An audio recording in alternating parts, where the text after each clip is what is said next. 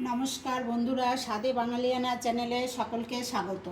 আজকে আমি আবার নতুন একটা স্ন্যাক্স রেসিপি নিয়ে চলে এসেছি, কেএফসির চিকেন পপকর্ন। এটা খেতে যেমন ভালো লাগে, ভেতর থেকে জুসি, উপর থেকে ক্রিস্পি, একদম কেএফসি স্টাইলের।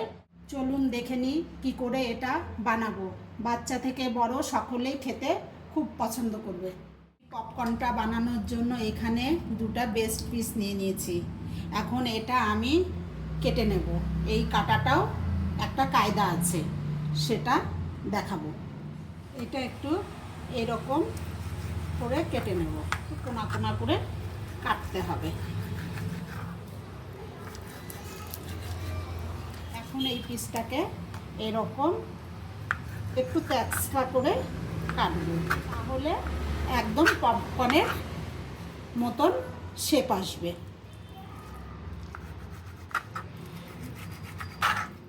আমার সব চিকেনটা কাটা হয়ে গেছে। এখন আমি একটা বাটিতে তুলে নেব।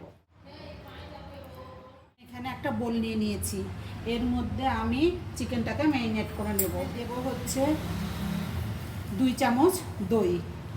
আমার যেহেতু বাটার মিল্ক নাই, সেহেতু এখানে আমি দই দিয়েই বানাবো। দেব হচ্ছে লবণ 1 চামচ। এখন এটা ভালো করে ফেটিয়ে নেব। আপনাদের ঘরে বাটার মিল্ক থাকলে সেটা দিয়ে ম্যারিনেট করে রাখবেন।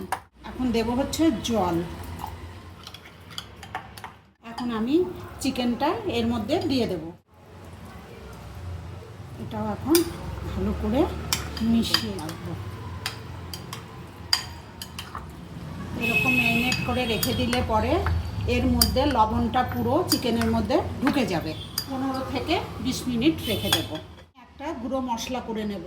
এখানে একটা মিক্সির জার নিয়ে নিয়েছি। গুঁড়ো মশলার মধ্যে হচ্ছে এখানে কাশ্মীরি লঙ্কার গুঁড়ো আছে 2 চামচ, ঝাল লঙ্কার গুঁড়ো আছে 1 চামচ, বিট লবণ আছে 1 চামচ, এমনি লবণ আছে 1 চামচ, গোলমরিচ গুঁড়ো আছে 2 চামচ, চাট মশলা আছে 2 চামচ, আমচুর পাউডার আছে 1 চামচ, চিনি আছে 1 চামচ, অরিগানো আছে 2 চামচ, আর অল্প একটু শুধু দারচিনির গুঁড়ো আছে।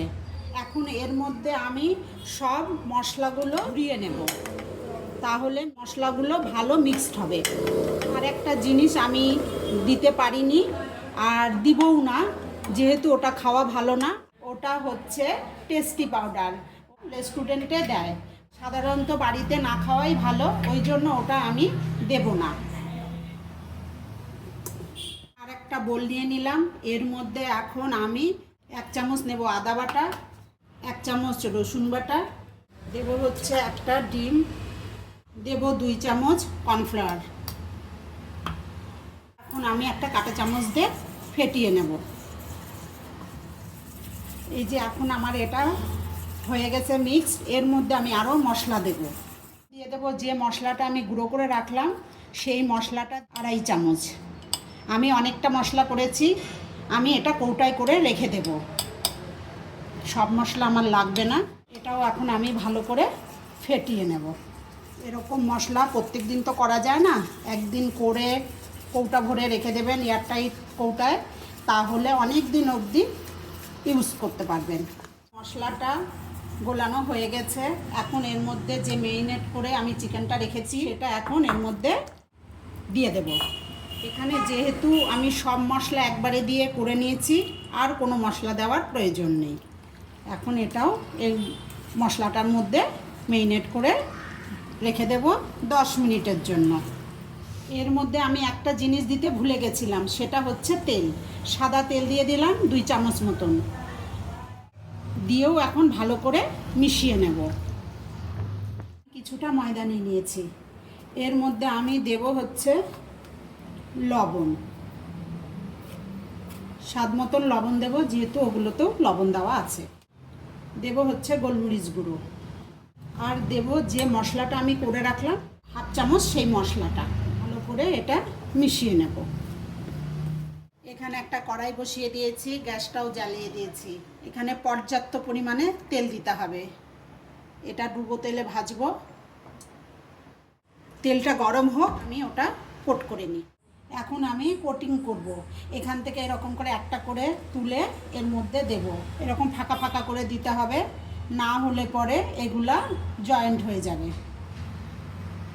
এরকম করে সব চিকেনগুলা দেব।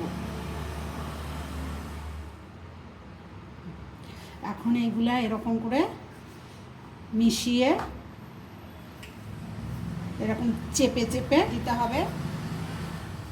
যত এরকম করে চাপবো কোটটা ভালো হবে। আমি এটা ডবল কোটিং করব। KFC চিকেন বানাতে গেলে এরকম ডবল কোটিংই করতে হয়। এরকম ঝেড়ে ঝেড়ে নেব একটা ছান্তার মধ্যে। যদি আপনারা নর্মাল করতে চান তাহলে একটা কোটিংয়েই হয়ে যাবে। এই ছান্তার মধ্যে এরকম করে ঝেড়ে নিতে হবে, যেহেতু আলগা যে ময়দাটা আছে এটা যাতে পড়ে যায়। এখানে বরফ জল নেওয়া আছে, এই বরফ জলের মধ্যে এখন আমি ছান্তা সহ ডুবিয়ে দেব। এটা ওই 2-3 সেকেন্ড মতন রাখবো। আমার 2-3 সেকেন্ড হয়ে গেছে, এখন আমি তুলে নেব। জলটা ঝরিয়ে নিলাম, এখন আমি আবার এই ময়দার মধ্যে দিয়ে দেব। এরকম চেপে চেপে আমি কোট করে নেব।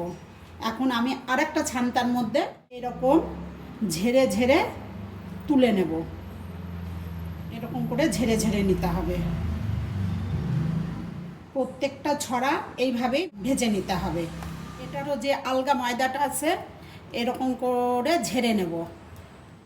এখন আমার তেলটা গরম হয়ে গেছে, এটা মিডিয়াম হিটে ভাজতে হবে। এখন এটা আমি তেলের মধ্যে দিয়ে দেব। এটা এরকম সুন্দর করে লো হিটে ভাজতে হবে। এই যে এখন এটা আমার ভাজা হয়ে গেছে, এরকম করে আমি তুলে নেব। এরকম করে আমি সবগুলো ভেজে নেব। এই যে এটা আমার লাস্ট চড়া, এটা দিলেই আমার হয়ে গেল। এটা হয়ে গেলে আপনাদেরকে সার্ভ করে দেখাচ্ছি। যে আমার সবগুলোই ভাজা হয়ে গেছে, এখন আমি তুলে নেব। সবগুলো একদম কমপ্লিট। এখন আপনাদেরকে আমি সার্ভ করে দেখাবো।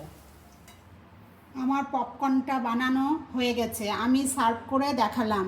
প্রথম থেকে শেষ অবধি ভিডিওটা কেমন লাগলো আপনারা কমেন্টে জানাবেন। আবার আসবো নতুন কোনো রেসিপি নিয়ে।